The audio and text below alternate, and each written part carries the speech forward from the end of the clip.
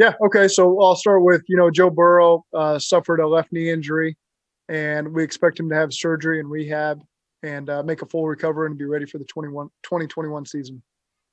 And that's really all the information I have on that one. He's been in great spirits on the bus, on the plane, in the facility today. He's responded as well as he could possibly do it, and we've all noticed that. So we'll also bring up to the 53 man today Brandon Allen and Quentin Spain. That'll be released shortly. Coach, can you confirm that it was an ACL and an MCL tear? All I'm going to say is what I just said. Okay. Normally with those type of injuries, though, players aren't 9 to 12 months. That's the recovery process. Is that what you're expecting his injury timeline to be? I'm expecting to make a full recovery and ready for the 2021 season. Zach, do you have when the surgery is going to occur? Is that today, tomorrow? Do you have that scheduled? No, I don't have that yet. We're still gathering information on that. So I guess you wouldn't know where that would be either, if that would be in Cincinnati or somewhere else. I don't have that information yet. Coach, did Joe address the team after the game? I know he was still there, but did he have anything to say to his teammates afterwards? There wasn't really a moment for that, to be quite honest. You're in a visiting locker room. He was getting tended to by the doctors as that happened in the second half. So just there wasn't really a time and place for that after that game. Does the surgery, the bearing of the timing of the surgery, is it based on how much getting swelling out of the joint? I'm going to let the doctors handle that part of it and stay out of that part of the conversation. But he'll be in great hands, and we expect him to make a full recovery. Coach, you've been challenged every step of the way in this process of coaching and leading the team to the goals you've set, and obviously there's always a road that's tough to get there. And do you look at this latest challenge as one that, hey, hopefully this is the last one because you've overcome so much in such a short period of time? Well, I think there's always going to be obstacles in the way to the things that we want to achieve, and it's all about how we come together and handle them. And we don't have any time to hang our heads and feel sorry for ourselves. You got to just not waste a moment and figure out solutions to the obstacles that are in our way. And that's the way that we choose to do it. And I think that we've got a locker room full of guys and a staff full of men who have all embraced that same mentality. And that's what we're going to do going forward. Thank you. Do you know what recovery and rehab look like in the COVID era? Is he going to be, it will be different anyway that it would be in another year? I can't answer that. That's a good question, but I cannot answer that one yet, Jay. But yeah, it's everything's a little bit unique right now. So, but again, I'm sure he'll attack this thing full speed ahead and get himself ready as soon as possible.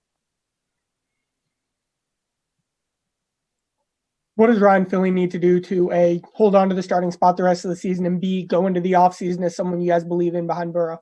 Yeah, we expect all of our guys, all of our backups to respond to the opportunities they get. You've seen that for a lot of our guys this year. It's their time to shine, and they got to go make the most of the opportunity. And we've had plenty of guys who we've learned a lot about in their backup roles. They've gotten more time than maybe they anticipated for the season. And the expectation for all of our players is to have that mindset and go attack the opportunity that's in front of them. Coach, what do you lose in Joe Burrow with his leadership, and then who do you expect will step up as like the next man up and to take over his spot? Yeah, he was a tremendous leader for us, and he gave us a lot of energy, the way that he led the unit. And so, I can't be a robot coach and say that we're not going to be missing that, because we will, but again, it gives other guys some opportunities for the voice to be a little bit louder, guys that have done things the right way.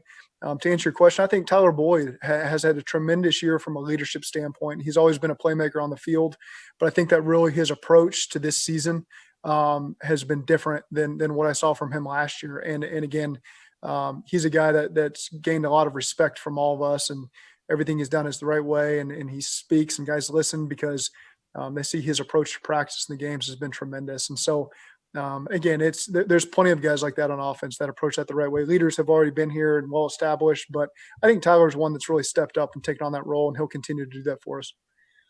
Obviously, what Ryan stepped into yesterday was pretty unique, just the circumstances, but he got those 3 starts last year and struggled a bit. What did you see from him, maybe both positive and negative, and maybe what was your message to him after those 3 starts last year?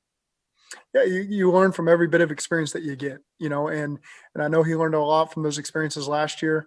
Learned a lot yesterday. He didn't take any reps during the week, really. It's all scout team work. And so he's thrust into a tough spot there in the second half. And But again, that's life as a backup quarterback. You got to get yourself ready to go. And again, there's things that I wish, I'd put him in a better position to give him a better opportunity. But bottom line is we didn't get it done, and we're not able to put any points on the board there in the second half to help us win. I know you can't junk your offense necessarily at this point in time and start from scratch, but do you massage your offense now that you have a different quarterback that's going to be at the reins? Yeah, we'll take a look at a lot of different things that'll put us in a better position going forward. And maybe some of Joe's strengths are not someone else's strengths. Maybe someone else's strengths are different than what Joe's are. So again, we'll find our way to be an efficient offense going forward. Zac, obviously you got an extended look at Finley last year. You guys didn't add a veteran quarterback to the roster. What did you see in Finley that you felt good about him being the backup behind Joe in 2020? Yeah, we knew that Joe was going to get all the reps going into this season. And, really felt like we added Brandon Allen, in that role. When you say veteran quarterback, Brandon Allen really was that in a sense. Whether he's on the active roster or the practice squad doesn't really matter. He's still in the room doing that kind of stuff. And with the elevations you're allowed this year, it felt the same to us. So we felt really good about that quarterback room going forward. We got a young guy in Ryan Finley, who's in year 2. We got a guy who's got a couple years experience in this system, and Brandon Allen particularly. And then you had Joe Burrow, who we knew we were going to give, 95% of the reps to and really invest in him and let him go. And so we felt good about that room. Zac, do you have to look at quarterback now and potentially fill that third spot?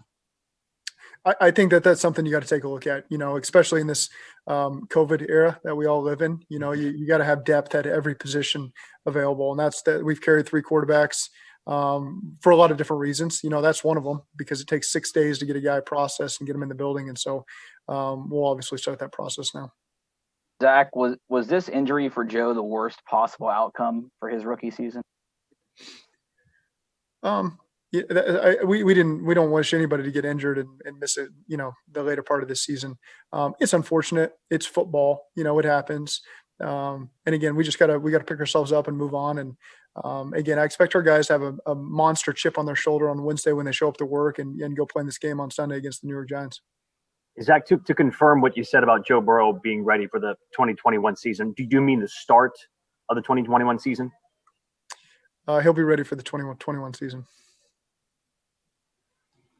Zac, Coach, how much, Zac, will he miss in the offseason that he wouldn't have missed where, there's no substitute for that on-field stuff and working with receivers? And I don't know how much you could do that anyway with COVID, but what's he going to miss, you think? He's an expert in missing an offseason and playing effectively. So, I do have that to fall back on, and I know that about Joe, and there won't be any guesswork in how he handles it. We've already seen it firsthand. So that part is encouraging. Coach, as much as guys compete against each other, the fraternity, the brotherhood that is the NFL, had to make you feel good about the outpouring of support that Joe received immediately from people like Mahomes and Russell Wilson. Yeah, there's that old saying, "Those who know." That's often used in football groups, and so I think the players around the league, the coaches around the league that have seen the tape of Joe Burrow, they know what kind of pro he has been and what he's going to be and what he's going to mean to this franchise going forward. And so for him to already have that effect, not only in Cincinnati in this building, but around the league and just whatever it is, 3-4 months, shows where we expect him to be in the future as a player. Zac, I think we should probably be crystal clear on this. So you're not sure if Burrow, you can't say definitively right now, Burrow will be ready for the start of the 2021 season, correct? I've said what I said, and that's really all I have for you. All right.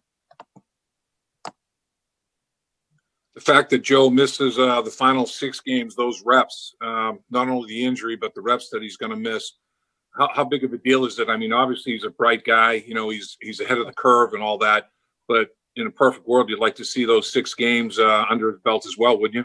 Of course, but he got 10 games of really good reps, and you could see the growth he made in all those games, and he'll have a chance to reflect on it in the offseason. Trust me, he's probably already started that process, and he'll be very much involved in these next 6 weeks. That's just kind of how he's wired. And so he'll still be around. He'll still have plenty of work he can do on his own and get back in shape to help lead us going forward. Coach, I know you weren't here for this, but years ago, Carson went down before the playoffs. 5 years ago Andy went down. Do you get a sense of this fan base? Can you even feel that from the community, just them going like, all right, here we go again, where our star goes down? Do you feel any of that energy? But we got to pick ourselves up. If that is the feeling, we can't feel sorry for ourselves. It is the hand we're dealt, and we got to find a way to regroup and get some momentum going forward. And that's all we can do. We can't waste 1 second feeling sorry for ourselves. And we hate it for Joe because of the work that he put in to put himself in this position to lead this team. But that's the reality of the NFL, and we're not going to miss a beat going forward. 2 more minutes with Coach. Zach, what do you want the team and even yourself to learn from this experience? Can you get a little deeper on that one? What experience?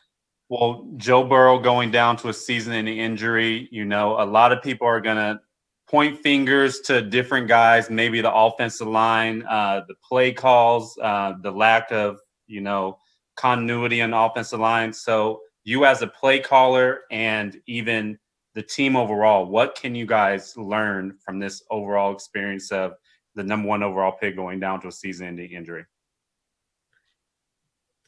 I mean, we were playing pretty good in that game before he got hurt. He didn't get hurt during the play. It wasn't a dirty hit by any stretch. He got the ball out cleanly and he got hurt. I don't know what you're looking for there, but that's all I got for you. You said yesterday that Joe won over the city. Can you describe just what you meant by that? You can just feel it. That's one of those things you just get a sense of.